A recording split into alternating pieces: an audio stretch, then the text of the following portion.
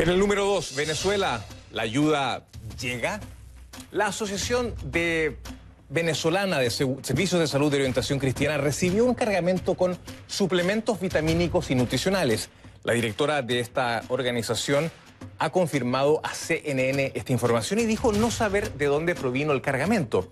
La donación, informó, irá a niños y a mujeres en condición vulnerables. Cabe recordar que el presidente Nicolás Maduro ha rechazado permitir el ingreso al país de la ayuda humanitaria que se concentra en Cúcuta, Colombia, y también en otras localidades, y ha negado repetidamente que exista una crisis humanitaria en Venezuela.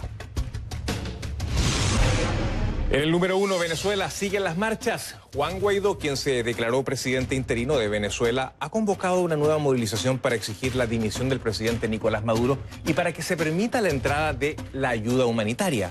Las manifestaciones van a tener lugar en coincidencia con el Día Nacional de la Juventud. Precisamente por eso, en el centro de protestas estarán los estudiantes universitarios que apoyan a Guaidó y que solicitan la celebración de elecciones libres, justas y transparentes. También se ha informado que estudiantes que apoyan a la revolución bolivariana van a salir a las calles a defender justamente las 2 décadas en el poder de Hugo Chávez y Nicolás Maduro. Precisamente este es el primer tema de la noche y lo vamos a profundizar en los hechos.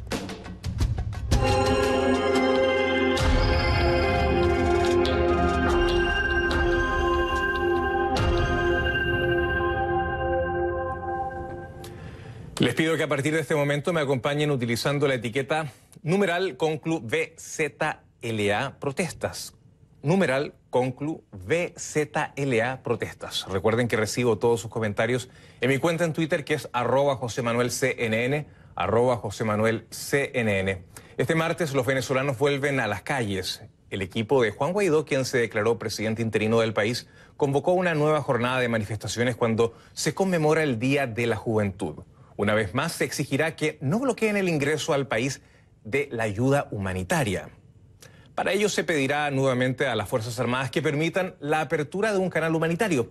Representantes del movimiento estudiantil y de las juventudes del partido Voluntad Popular ya han respaldado este llamado. Los manifestantes aprovecharán la ocasión para rendir homenaje a los jóvenes fallecidos en anteriores jornadas de protestas y para reiterar el compromiso con la libertad y la democracia. Simpatizantes del presidente Nicolás Maduro, por su parte, saldrán también a las calles, como nos informa nuestro compañero Jorge Luis Pérez Valeri.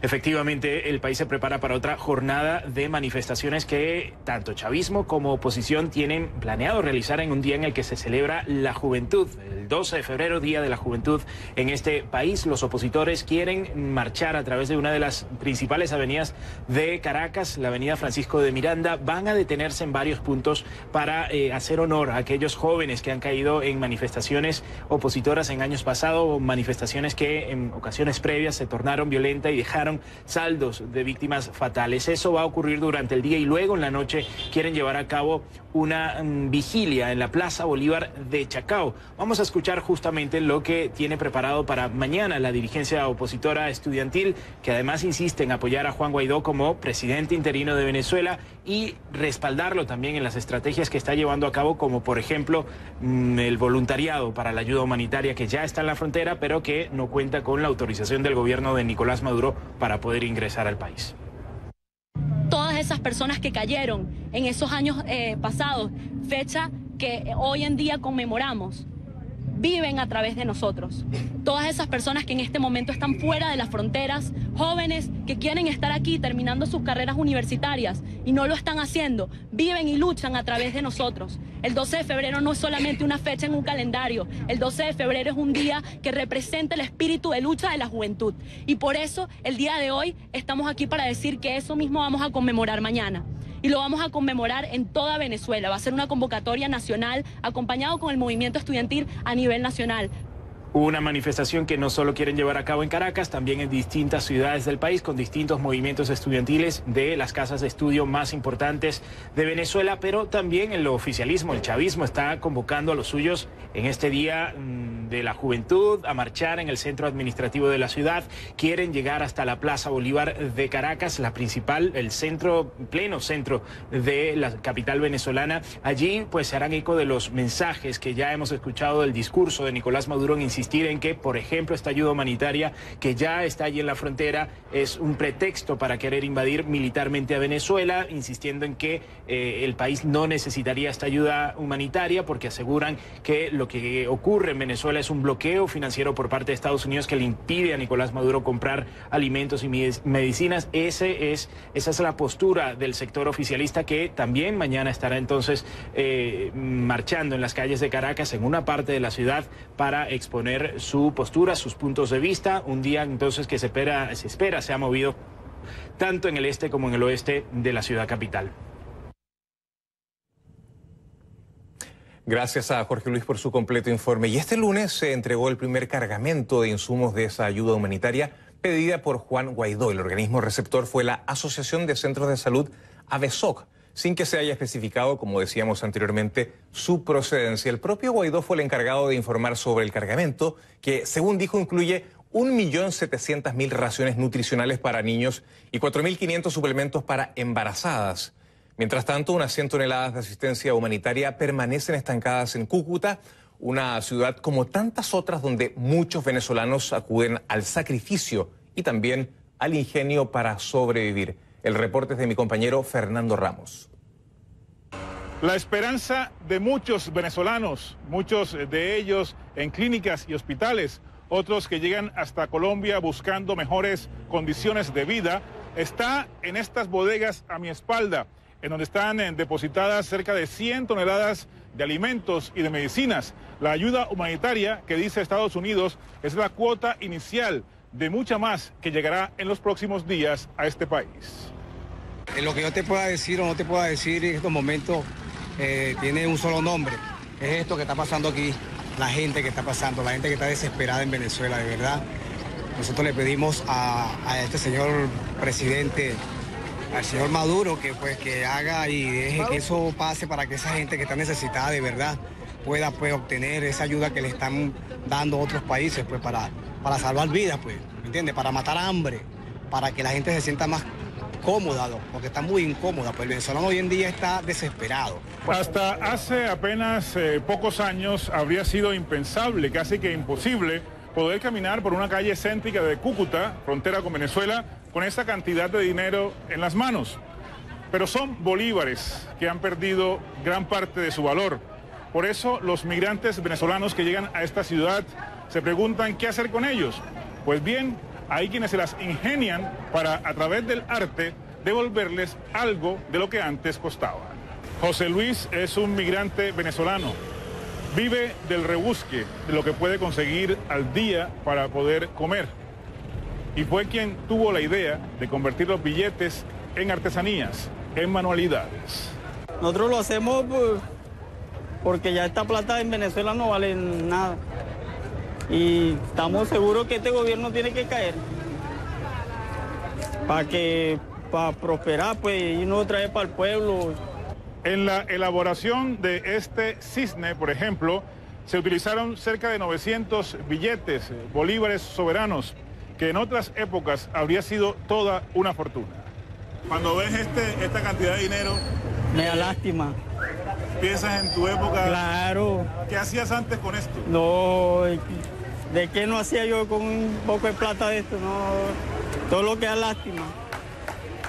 Ahora José Luis y su familia tienen la fe puesta en que la ayuda humanitaria que está en Cúcuta empiece a llegar cuanto antes a Venezuela.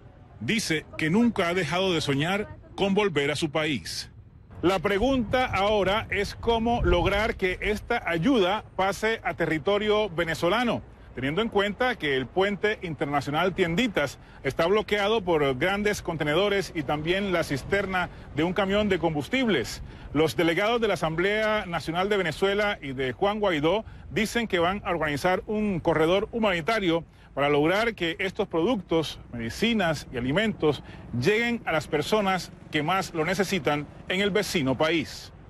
Para CNN, Fernando Ramos, Cúcuta, Colombia.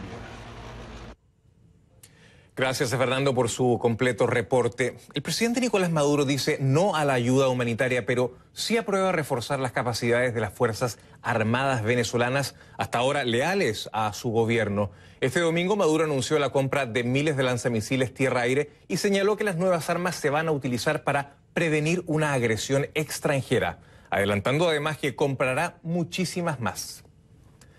La Contraloría General de Venezuela también ordenó una auditoría al patrimonio de Juan Guaidó. El organismo alega que Guaidó habría recibido dinero sin justificación cuando la Constitución política del país establece que los diputados de la Asamblea Nacional no pueden recibir otras remuneraciones ni ser propietarios de empresas. La institución también acusa a Guaidó de ocultar datos en la declaración jurada del patrimonio.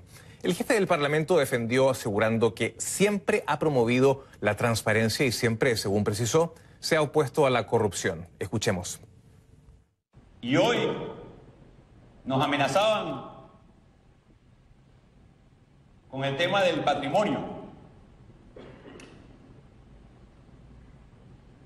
Y como seguramente todos ustedes, y siempre lo dije desde que estuve en el movimiento estudiantil,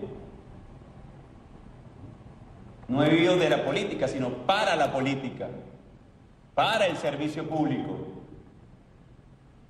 Y siempre hemos denunciado la corrupción en cualquier espacio. Y lo seguiremos haciendo con transparencia, además. Así que las amenazas de todos esos funcionarios creo que deben quedar claramente que no nos intimiden. Sí. Bueno, y tal como les comentaba al comienzo del programa, a partir de este martes vamos a tener una cobertura especial en la frontera colombo-venezolana. ¿Cómo se entregará la ayuda humanitaria? ¿Cuándo se entregará? Fernando del Rincón estará llegando a Cúcuta con su equipo para informarles sobre todo lo que suceda allí. Y mañana en Conclusiones tendremos un programa especial en horario especial, 9 de la noche, no 10 de la noche, 9 de la noche, hora de Miami. Así que la invitación está cursada, imperdible el programa. Pero precisamente el tema de la ayuda humanitaria y también de las protestas convocadas para este martes es un tema muy importante y por eso lo vamos a conversar con mi invitado.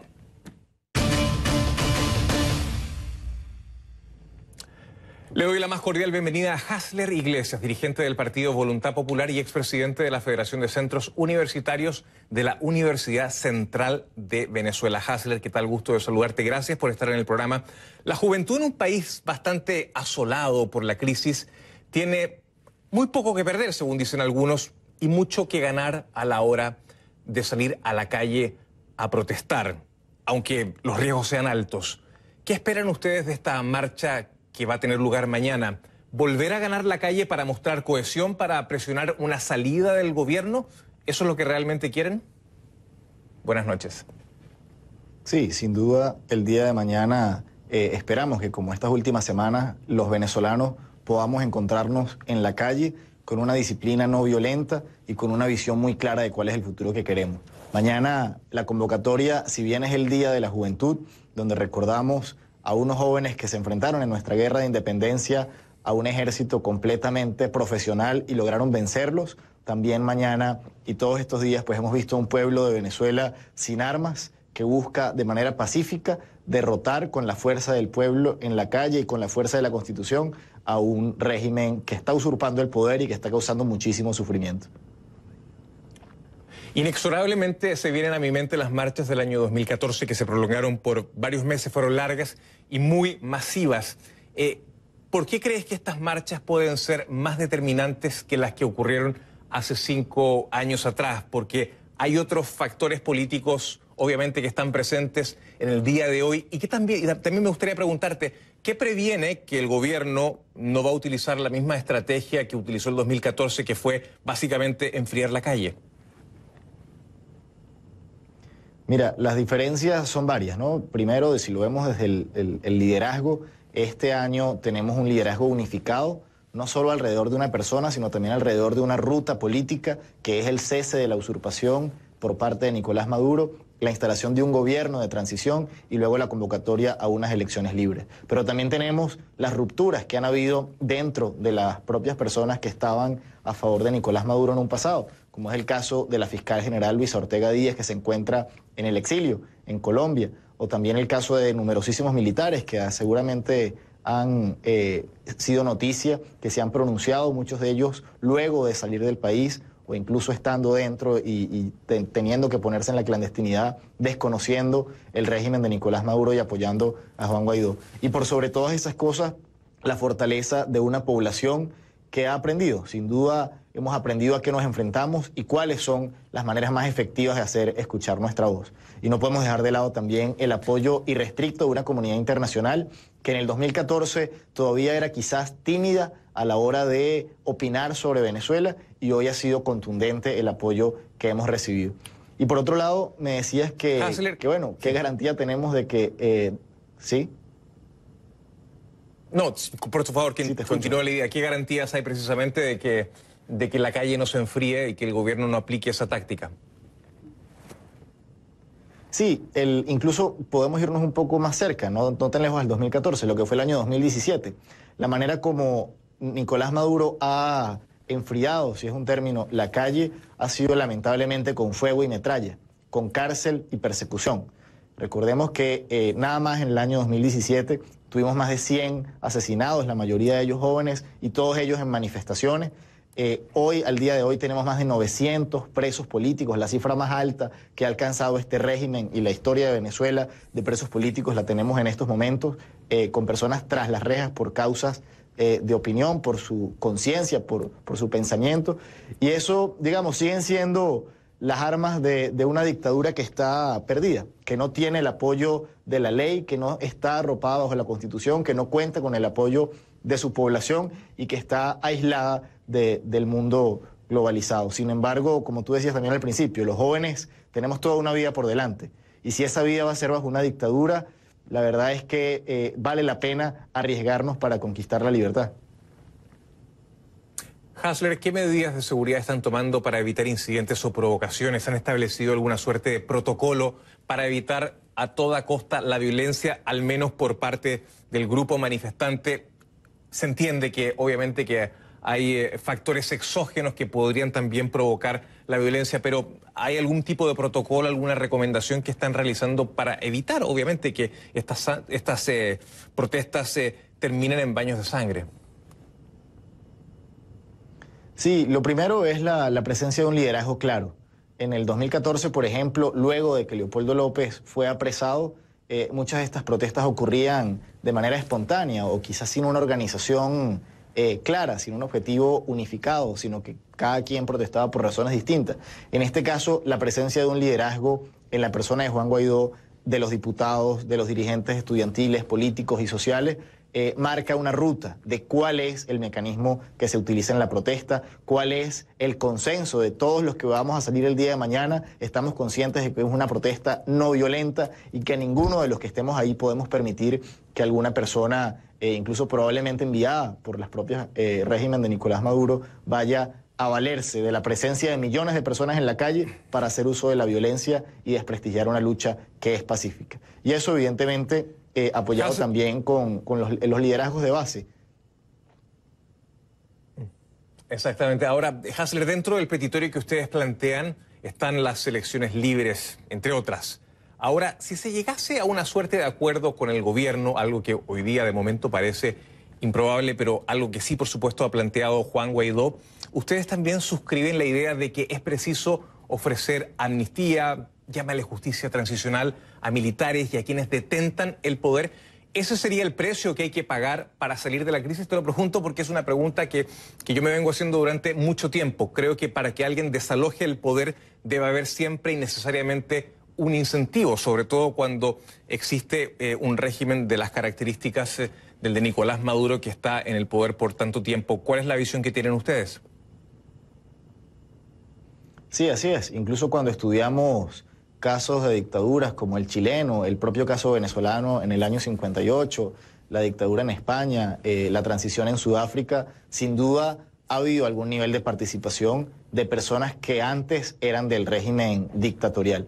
Ahora, lo que sí tenemos muy claro en Venezuela y que es hoy por hoy una ley de la República, la ley de amnistía aprobada por la Asamblea Nacional, es que los delitos de lesa humanidad no son susceptibles de amnistía. Que aquella persona que cometa delitos contra los derechos humanos, que haya dado órdenes de torturar, de asesinar, de perseguir, de detener arbitrariamente a los manifestantes o a dirigentes sociales o políticos, como hemos visto durante años, y aquella persona también que haya ejecutado esas órdenes no es susceptible de amnistía. Ahora, aquellos que hoy, teniendo algún nivel de participación, más alto o más bajo, en el régimen de Nicolás Maduro, que se acoplen a la Constitución, que asuman el rol y la obligación que nos plantea la Constitución a todos los ciudadanos de restablecer el orden constitucional, sin duda se les está planteando con esta ley y con el liderazgo de Juan Guaidó que van a poder formar parte de una sociedad democrática en Venezuela, siempre y cuando los delitos, que no haya cometido delitos, mejor dicho, en contra de los derechos humanos o delitos de lesa humanidad, que sin duda deben ser juzgados, ojalá no nada más en cortes internacionales, sino también en un sistema de justicia aquí en Venezuela, con nuevos jueces elegidos de acuerdo a la Constitución, que ejecuten justicia y que no ejecuten órdenes desde Miraflores ni de ningún otro poder público, como lamentablemente ha estado pasando durante años en nuestro país. ¿Y Nicolás Maduro y Diosdado Cabello cree que se podrían acoger a una eventual amnistía de esta naturaleza? Esto me lo vas a responder, por favor, después de la pausa, porque vamos a conversar nuevamente, vamos a continuar esta conversación, digo, con Hasler Iglesias, dirigente del Partido Voluntad Popular, después de la próxima pausa. Y ya regresamos con Venezuela. 12 de febrero, nueva jornada de manifestaciones a favor y en contra de Nicolás Maduro.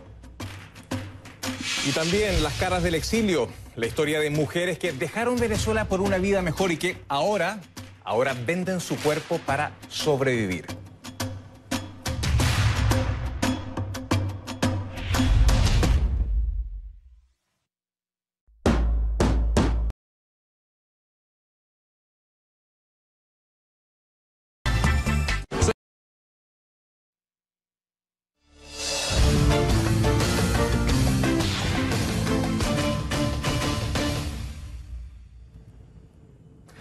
Continuamos conversando con Hasler Iglesias, dirigente del Partido Voluntad Popular y expresidente de la Federación de Centros Universitarios de la Universidad Central de Venezuela. Te preguntaba antes de ir a corte, Nicolás Maduro, Diosdado Cabello y altos jerarcas del gobierno, en caso de pactar una transición, ¿podrían, a tu juicio, acogerse a una suerte de inmunidad? Mira, los primeros en la lista de culpabilidades de delitos de lesa humanidad, de violación a la Constitución, incluso de participación en narcotráfico, y no lo digo yo, lo dice además la OFAC, por ejemplo, de Estados Unidos, que tiene experiencia en la materia, son precisamente Nicolás Maduro y Diosdado Cabello. Esta amnistía que ha planteado la Asamblea Nacional es para aquel funcionario que se acoja a la Constitución y comience a defender la restitución del hilo constitucional, siempre y cuando, y hago mucho énfasis en esto, no haya cometido delitos de lesa humanidad. Y en Venezuela, los principales delincuentes, los principales criminales de lesa humanidad son Nicolás Maduro y Diosdado Cabello, que además han sido pues la punta de esta pirámide de jerarquía, tanto militar como incluso de civiles armados, que han también cobrado la vida de muchos venezolanos en nuestro país. De manera que este llamado es para funcionarios que incluso pudiendo haber estado inmersos en alguna de estas decisiones del régimen, no hayan cometido delitos de lesa humanidad y están a tiempo aún de ponerse del lado de la Constitución y del pueblo de Venezuela, que hoy está sufriendo y exige y clama que ocurra un cambio político acompañado por las fuerzas civiles y militares de Venezuela.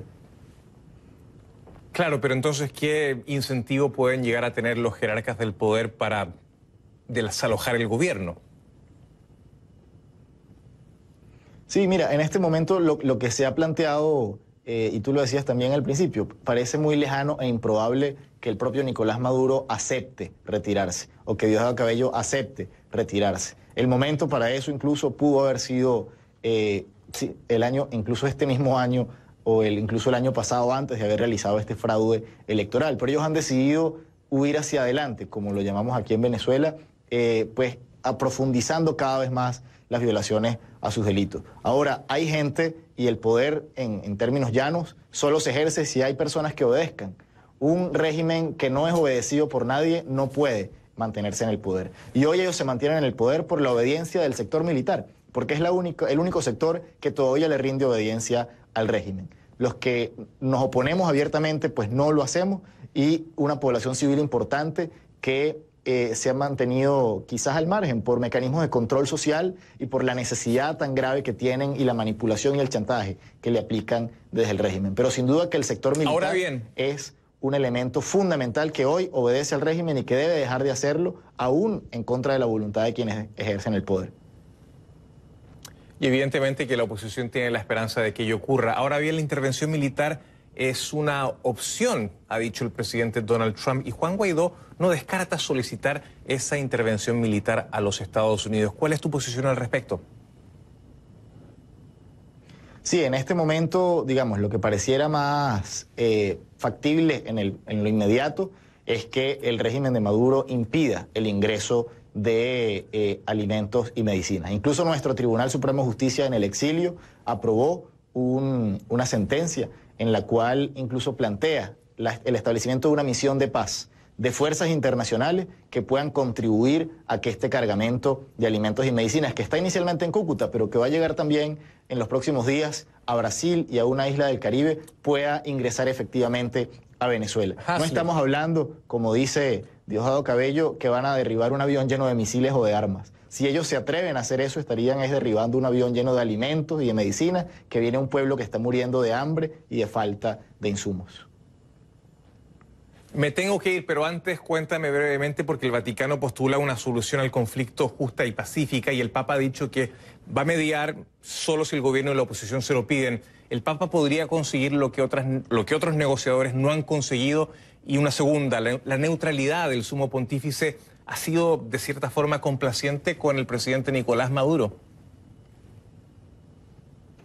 Mira, el Vaticano es testigo de primera mano de la poca palabra que tiene el régimen. Ya el Vaticano ha sido mediador. Y yo recuerdo en el año 2016 una mesa de diálogo donde el representante del régimen al lado del representante del Vaticano anunció, por ejemplo, la apertura del canal humanitario.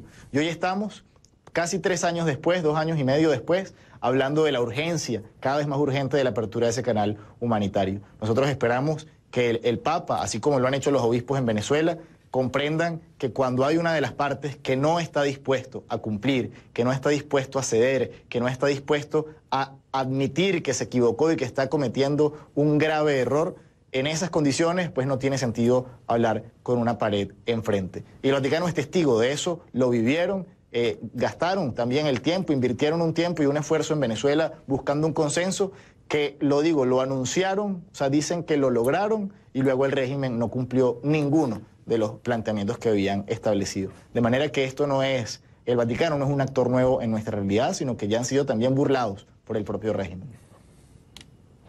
Hasler Iglesias, dirigente del Partido Voluntad Popular, gracias por estar esta noche en Conclusiones.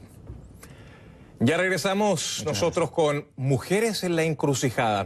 Venezolanas en el exilio se ven obligadas a prostituirse para sobrevivir.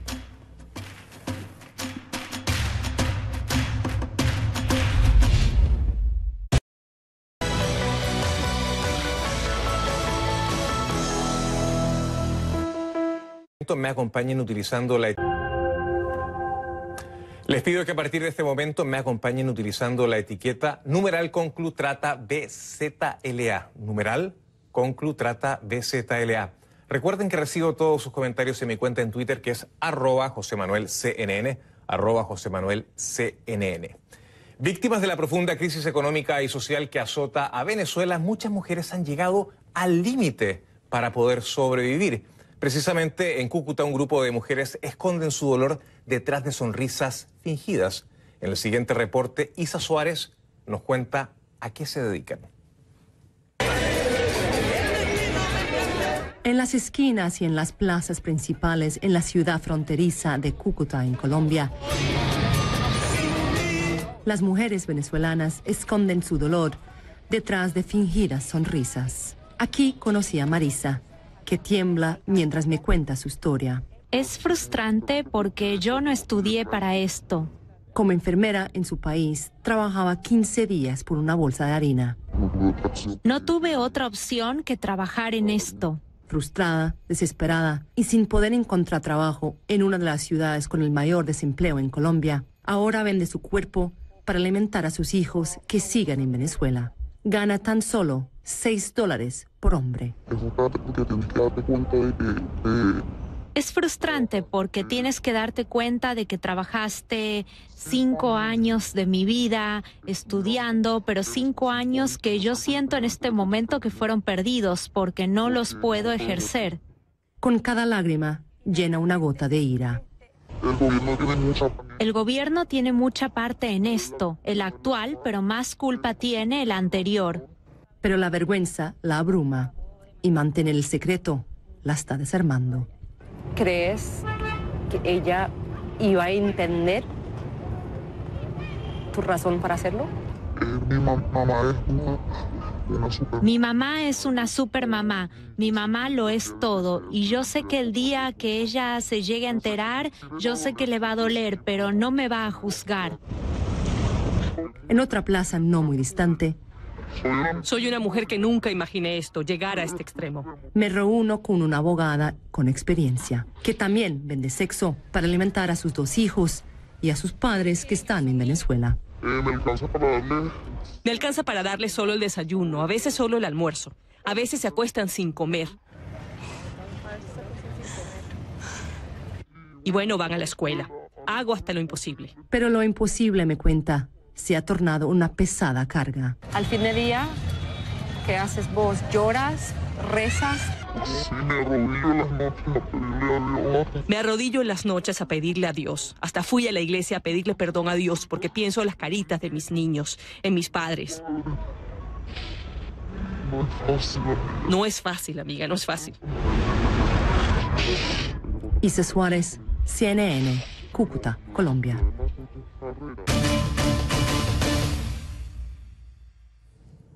Estupendo el reportaje de Isa Suárez. Ahora le doy la más cordial bienvenida a Beatriz Borges, directora del Centro de Justicia y Paz, CEPAZ, de Venezuela, coautora del estudio Trata de Personas, Trabajo Forzoso y Esclavitud Moderna e Investigaciones de ONGs. Un estudio que, entre otros, habla sobre cómo las mafias colombianas atrapan a las mujeres venezolanas para prostituirlas en países como México, Costa Rica, Panamá, Perú, Ecuador, República Dominicana. También hay que decirlo y apuntarlo, ella es activista de derechos humanos. Beatriz, gracias por estar esta noche desde Nueva York con nosotros. La opinión pública parece estar mucho más enfocada en los asuntos relativos a la crisis política y económica y da la impresión que a veces se ignoran los detalles de la movilidad humana y los graves riesgos que esta tiene. De hecho, el reportaje de Isa Suárez lo pone en cierta manera en perspectiva. ¿Por qué crees que la opinión pública y muchos medios no necesariamente están visibilizando esta realidad? Bueno, Venezuela vive desde 2015 una emergencia humanitaria compleja, que no es producto de un conflicto armado interno ni tampoco de un desastre natural, sino de parte de la ruptura de la institucionalidad democrática. Y las consecuencias vienen ocurriendo de forma prolongada y progresiva, teniendo un impacto muy doloroso en los venezolanos, pero digamos, fue en los últimos años, sobre todo de 2013, donde las consecuencias empezaron a verse en la crisis de movilidad humana de venezolanos y donde esta crisis llegó a la puerta de los países a nivel mundial, pero especialmente en Latinoamérica. Y pues allí se vio el rostro y la desesperación y el efecto y las consecuencias de esta prolongada emergencia humanitaria compleja. Y que nosotros desde hace 2 años venimos denunciando su efecto devastador y desproporcionado en las mujeres. Sobre todo esta crisis de movilidad humana que contiene flujos migratorios mixtos, donde se encuentran mujeres migrantes o parte de la migración que es de carácter forzado y también mujeres refugiadas, digamos, tienen en común esta necesidad de protección internacional por las condiciones en que los venezolanos y las venezolanas están dejando desesperadamente el país, y eso ha sido reconocido en innumerables oportunidades por organizaciones internacionales, y de allí la importancia de la protección. Como tú decías al principio, las mujeres en Venezuela están en el borde, están al límite, ¿no? Nuestro informe se denominó Informes a Mujeres al Límite y habla de estas consecuencias desproporcionadas. Este año... Ahora bien, sí, ahora bien, te iba a preguntar, ¿cómo se atiende hoy día, aquí y ahora, esta emergencia humanitaria, y cuál debería ser la respuesta internacional para justamente atenderla?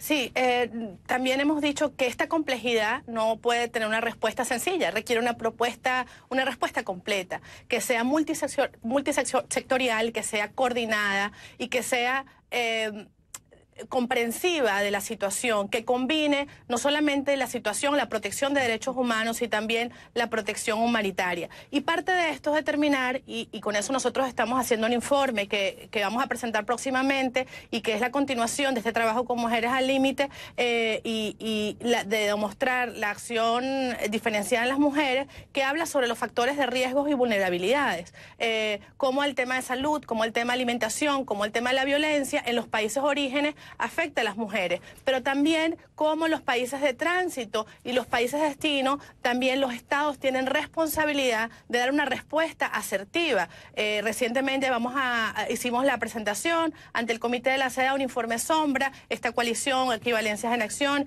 junto a Women's Link, una organización colombiana, para evidenciar también la respuesta del Estado colombiano para la protección de los derechos humanos de las mujeres en este contexto donde existen riesgos y condiciones de vulnerabilidad que las afectan de forma diferenciada y que son propios o tienen su origen en la movilidad humana o en la crisis de movilidad humana, y donde se generan diferentes prácticas de esclavitud moderna, entre ellas la trata y el tráfico de personas.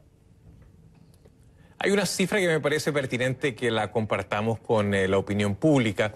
El 80% de las víctimas de trata en Colombia son mujeres, según la Organización de Naciones Unidas. Una buena parte de ese porcentaje efectivamente son mujeres venezolanas específicamente. ¿Qué información han encontrado ustedes en el reporte que han confeccionado y que atañe a la realidad de estas mujeres venezolanas?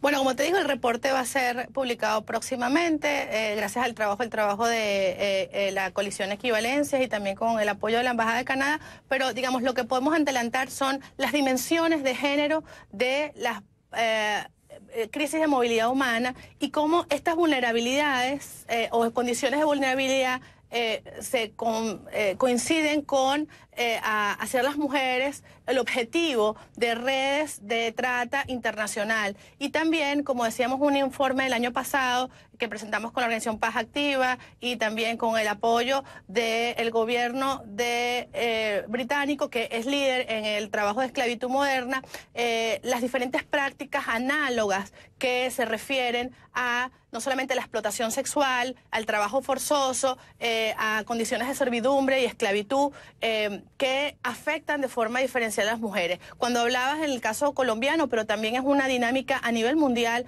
las principales víctimas de este tipo de esclavitud, pues sobre todo la explotación sexual, son mujeres.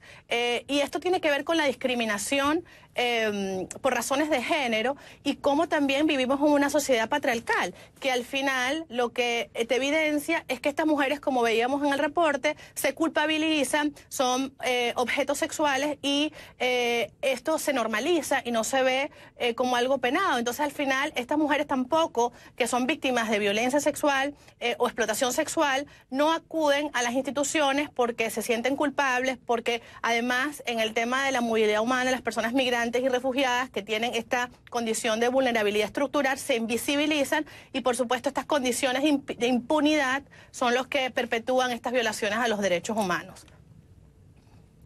¿La solución de este problema pasa necesariamente por el recambio político del país?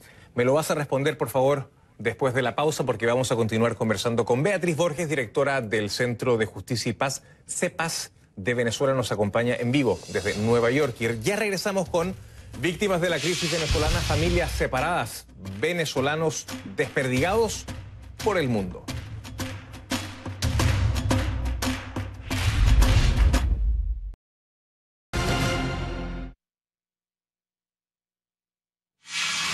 Continuamos conversando con Beatriz Borges, directora del Centro de Justicia y Paz, CEPAZ, de Venezuela.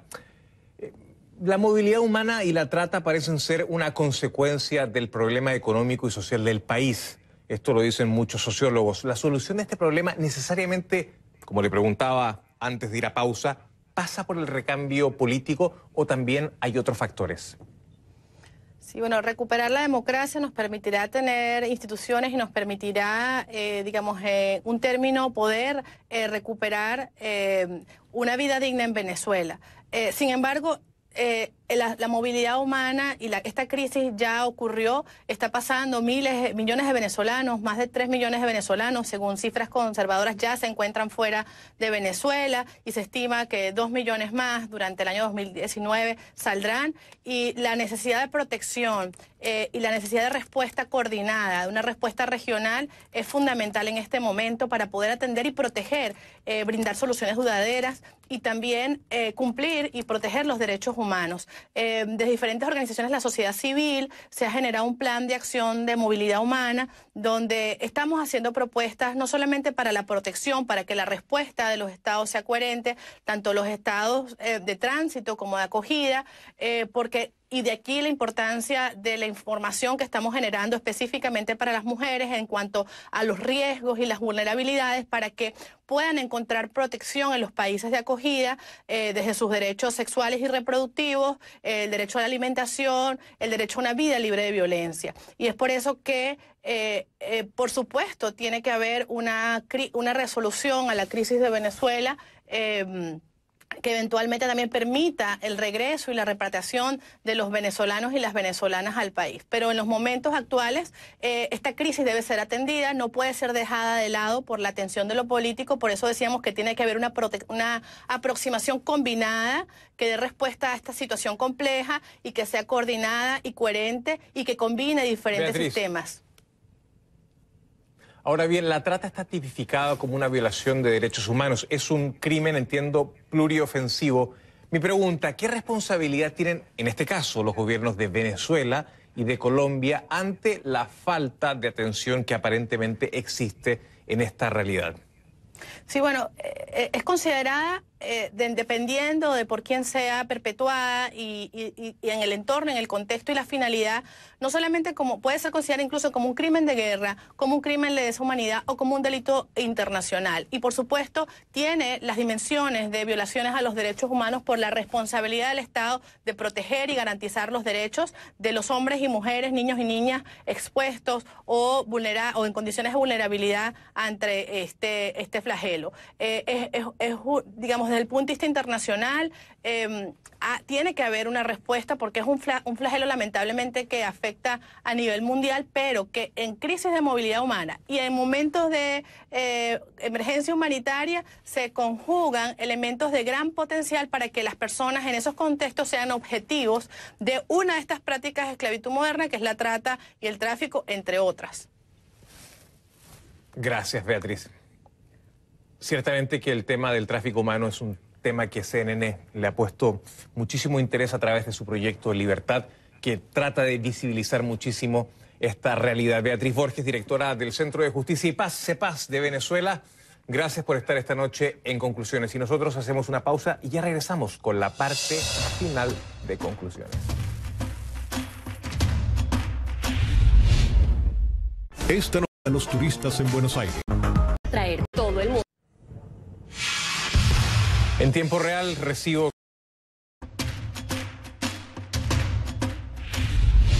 Descubre los...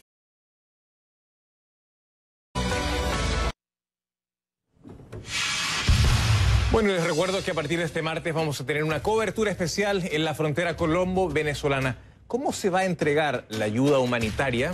¿Cuándo se va a entregar? Fernando del Rincón está llegando a Cúcuta con su equipo para informar sobre todo lo que allí suceda. Mañana Conclusiones en un horario especial, 9 de la noche, hora de Miami, 9 de la noche, hora de Miami. Así que Fernando va a estar por el resto de la semana, transmitiendo desde Cúcuta, Colombia. Y hasta aquí, conclusiones. Mañana Fernando en un programa imperdible desde la frontera entre Colombia y Venezuela. Y a usted, gracias por su sintonía. Buenas noches y que tenga una gran semana.